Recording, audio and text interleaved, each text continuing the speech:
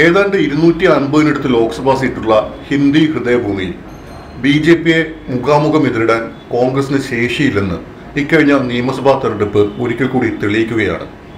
രാജസ്ഥാനിലും ഛത്തീസ്ഗഡിലും മധ്യപ്രദേശിലും അതിദയനീയമായി കോൺഗ്രസ് തോറ്റു. രാജസ്ഥാനും ഛത്തീസ്ഗഡും കോൺഗ്രസ് ഭരിച്ചിരുന്ന സംസ്ഥാനങ്ങളാണ്. മധ്യപ്രദേശിൽ അവർ മുഖ്യ പ്രതിപക്ഷത്തും. ഇവിടെ ഛത്തീസ്ഗഡിൽ ഭരണം നിലനിർത്താമെന്ന വലിയ ആത്മവിശ്വാസം കോൺഗ്രസിനുണ്ടായിരുന്നു. രാജസ്ഥാനിൽ ഏതാണ്ട് ഒപ്പത്തിനൊപ്പമാണ് നീങ്ങുന്നതെന്നും മധ്യപ്രദേശിൽ നേരിയ ഭൂരിപക്ഷത്തെങ്കിലും അധികാരത്തിൽ വരാമെന്നും കോൺഗ്രസ് കരുതി. എന്നാൽ തെരഞ്ഞെടുപ്പ് ഫലം നേർ വിപരീതമായിരുന്നു. രാജസ്ഥാനിൽ അധികാരം നിലനിർത്താൻ അവർക്ക് സാധിച്ചില്ല. BJP 115 സീറ്റോടെ അധികാരത്തിലെത്തി. മധ്യപ്രദേശിലാവട്ടെ BJP-യുടെ വലിയ കുതിപ്പ് കണ്ടു. 160-ലേറെ സീറ്റ് നേടി BJP അധികാരം നിലനിർത്തുകയാണ്. ഛത്തീസ്ഗഡിൽ ഭരണ തുടർച്ച പ്രതീക്ഷിച്ച കോൺഗ്രസിന് അവിടെയും കാലിടറി. അമിത ആത്മവിശ്വാസം തന്നെയാണ് ഈ 3 സംസ്ഥാനങ്ങളിലും കോൺഗ്രസിന് തിരിച്ചടിയായത്. റിസൾട്ട് വരുന്ന ദിവസം രാവിലെ മുതൽ കോൺഗ്രസ് ആസ്ഥാനത്ത് കോൺഗ്രസ് പ്രവർത്തകരുടെ വലിയ ആഘോഷങ്ങൾ ആരംഭിച്ചിരുന്നു. പടക്കം പൊട്ടിക്കാനും വാദ്യഘോഷങ്ങൾ മുഴക്കാനും നൃത്തം ചവിട്ടാനും ഒക്കെ അവിടെ ആളുകൾ ഒത്തുകൂടി. ജയിക്കുമ്പോൾ വിതരണം ചെയ്യുന്നതിനായി 100 കണക്കിന് ലഡുവും കോൺഗ്രസ് ആസ്ഥാനത്തെത്തി. എന്നാൽ 10:30-യോടെ ആദ്യ പല സൂചനകളും മറ്റും വ്യക്തമായതോടെ 3 സംസ്ഥാനങ്ങളിലും തിരിച്ചടിയെന്ന് കോൺഗ്രസ് പ്രവർത്തകർക്ക് ബോധ്യപ്പെട്ടു. അവരെല്ലാം തന്നെ ആസ്ഥാനം വിട്ടുപോകുന്ന കാഴ്ചയുണ്ടായത്. കോൺഗ്രസിന്റെ മുതിർന്ന നേതാക്കൾ ആരും തന്നെ ആ ദിവസം കോൺഗ്രസ് ആസ്ഥാനത്തേക്ക് എത്തിയതുമില്ല. എന്താണ് ഈ 3 സംസ്ഥാനങ്ങളിൽ കോൺഗ്രസിന് സംഭവിച്ചത്? നമുക്കറിയാം, ദേശീയ തലത്തിൽ BJP-യെ എതിരിടാൻ പ്രതിപക്ഷ പാർട്ടികളുടെ ഒരു കൂട്ടായ്മ, ഇന്ത്യ കൂട്ടായ്മ രൂപപ്പെട്ടിട്ടുണ്ട്. എന്നാൽ ആ ഇന്ത്യ കൂട്ടായ്മയുടെ ഒരു സ്പിരിറ്റ് ഉൾക്കൊണ്ട് നീങ്ങാൻ ഈ 3 സംസ്ഥാനങ്ങളിലും കോൺഗ്രസ് കൂട്ടാക്കിയില്ല. മധ്യപ്രദേശിൽ ഒരു 5 സീറ്റ് സമാജ്വാദി പാർട്ടി ആവശ്യപ്പെട്ടിരുന്നെങ്കിലും കോൺഗ്രസ് അതിനെ പുച്ഛിച്ച് തള്ളുകയാണുണ്ടായത്.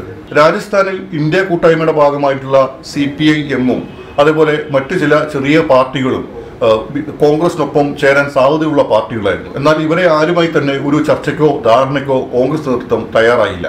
അതിന്റെ ഫലം കൂടിയാണ് അവിടെ അധികാരം നിലനിർത്താനുള്ള ഒരു അവസരം കോൺഗ്രസിന് നഷ്ടപ്പെട്ടത്. എന്തായാലും ഈ തെരഞ്ഞെടുപ്പ് ഫലം തെളിയിക്കുന്നത് ഹിന്ദി ഹൃദയഭൂമിയിൽ BJP-യെ കോൺഗ്രസ് എവിടെയൊക്കെ മുഖാമുഖം എതിരിടുന്നു അവിടെയെല്ലാം തന്നെ കോൺഗ്രസിന്റെ തുടർ പരാജയങ്ങൾ ആവർത്തിച്ച് സംഭവിക്കും എന്നുള്ളതാണ്. കഴിഞ്ഞ 2 ലോക്സഭാ തെരഞ്ഞെടുപ്പുകളുടെ ഫലമെടുത്താൽ നമുക്കത് കാണാം. രാജസ്ഥാനിൽ 2014-ലും 2019-ലും ഒരു സീറ്റിൽ പോലും കോൺഗ്രസിന് ജയിക്കാനായില്ല. അതായത് കഴിഞ്ഞ 10 വർഷമായി രാജസ്ഥാനിൽ നിന്ന് ഒരു കോൺഗ്രസ് MP പോലും ലോക്സഭയിലേക്ക് എത്തിയിട്ടില്ല. മധ്യപ്രദേശിൽ 2014-ൽ വെറും 2 സീറ്റ് മാത്രമാണ് കോൺഗ്രസിന് ലഭിച്ചത്. 2019-ലാവട്ടെ അത് 1 ചുരുങ്ങി. ജയിച്ചത് കമൽനാഥിന്റെ മകൻ മാത്രം. ഛത്തീസ്ഗഡിലും സമാനമാണ് അവസ്ഥ. 2014-ൽ 1 സീറ്റ് ഉണ്ടായിരുന്നു. 2019-ൽ വെറും 2 സീറ്റ് മാത്രം. ഇനിയും ഹിന്ദി ഹൃദയഭൂമിയോട് ചേർത്ത് വെക്കാവുന്ന മറ്റ് സംസ്ഥാനങ്ങൾ എടുത്താലും ഗുജറാത്തിലും വളരെ പരിതാപകരമാണ് കോൺഗ്രസിന്റെ അവസ്ഥ. കഴിഞ്ഞ 2 ലോക്സഭാ തെരഞ്ഞെടുപ്പുകളിലും അതിദയനീയമായി തോറ്റു. ഹിന്ദി ഹൃദയഭൂമിയിലെ മറ്റ് സംസ്ഥാനങ്ങളിൽ BJP-യെ ചേർക്കുന്നത് കോൺഗ്രസ് അല്ല. ഏറ്റവും പ്രധാന സംസ്ഥാനമായ 80 ലോക്സഭാ സീറ്റുള്ള UP-യിൽ അഖിലേഷ് യാദവിന്റെ സമാജ്വാദി പാർട്ടിയാണ് BJP-യുടെ മുഖ്യ എതിരാളി. ഇവിടെ കോൺഗ്രസ് ചിത്രത്തിലേ ഇല്ല. അവരുടെ ശക്തി കേന്ദ്രങ്ങളായിരുന്ന അമേഠിയിലും റായ്ബറേലിയിലും പോലും കോൺഗ്രസ് ദുർബലപ്പെട്ടു കഴിഞ്ഞു. അമേഠിയിൽ കഴിഞ്ഞ തെരഞ്ഞെടുപ്പിൽ രാഹുൽ ഗാന്ധി സ്മൃതി ഇറാനിയോട് തോറ്റു. സോണിയാഗാന്ധി ജയിക്കുന്നതാകട്ടെ സമാജ്വാദി പാർട്ടിയുടെ പിന്തുണയുള്ളതിനാൽ മാത്രവും. മറ്റൊരു ഹിന്ദി ഹൃദയഭൂമി സംസ്ഥാനമായ ബീഹാറിൽ RJD-യും JD-യുമാണ് BJP-യെ എതിരിടുന്നത്. ജാർഖണ്ഡിലാവട്ടെ ഷിബു സോറന്റെയും ഹേമന്ത് സോറന്റെയും JM-ഉമാണ് BJP-യുടെ മുഖ്യ എതിരാളി. ഇവിടെ എല്ലാം തന്നെ കോൺഗ്രസ് ഈ പാർട്ടികളുടെ വെറുമൊരു ജൂനിയർ പങ്കാളി മാത്രം. ഇതിൽ നിന്ന് ബോധ്യപ്പെടുന്ന ഒരു കാര്യമുണ്ട്. ഹിന്ദി ഹൃദയഭൂമിയിൽ ഇനി BJP-ക്ക് ഒരു എതിരാളിയാവാൻ കോൺഗ്രസിന് വലിയ ബുദ്ധിമുട്ടാണ്. അല്ലെങ്കിൽ വലിയ തോതിൽ അധ്വാനിക്കേണ്ടതായി വരും. ലോക്സഭാ തെരഞ്ഞെടുപ്പിന് മാസങ്ങൾ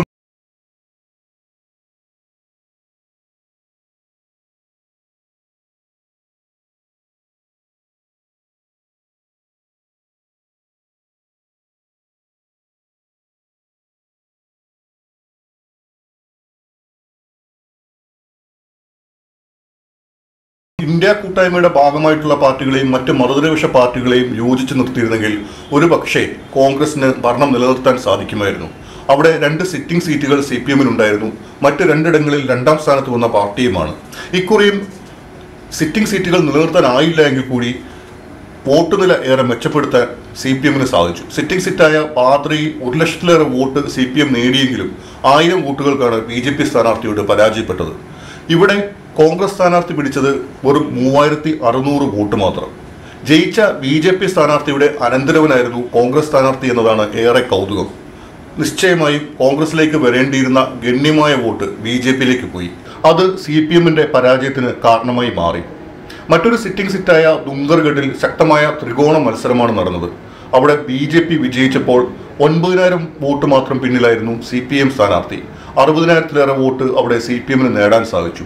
റായ്സിംഗ് നഗർ എന്ന മറ്റൊരു മണ്ഡലത്തിൽ 60,000-ലേറെ വോട്ടും ദോഡ് മണ്ഡലത്തിൽ 72,000-ഓളം വോട്ടും CPM നേടി. ദോഡ് മണ്ഡലത്തിൽ CPM രണ്ടാമതെത്തുകയും ചെയ്തു. ആകെ മത്സരിച്ച 17 സീറ്റുകളിൽ നിന്നായി 4 ലക്ഷത്തിനടുത്ത് വോട്ട് CPM നേടാൻ സാധിച്ചു. CPM പുറമെ ഭാരതീയ ലോക് താന്ത്രിക് പാർട്ടി, ഭാരതീയ ആദിവാസി പാർട്ടി തുടങ്ങിയ ചെറുകക്ഷികളും മോശമല്ലാത്ത പ്രകടനം രാജസ്ഥാനിൽ കാഴ്ചവെച്ചിരുന്നു. ഈ പാർട്ടികൾക്കെല്ലാമായി ഏതാണ്ട് 6% വോട്ട് അവിടെ ലഭിക്കുകയും ചെയ്തു. ഈ കക്ഷികളെ ഒപ്പം ചേർക്കാൻ കോൺഗ്രസ് സന്നദ്ധത കാട്ടിയിരുന്നെങ്കിൽ രാജസ്ഥാനിൽ BJP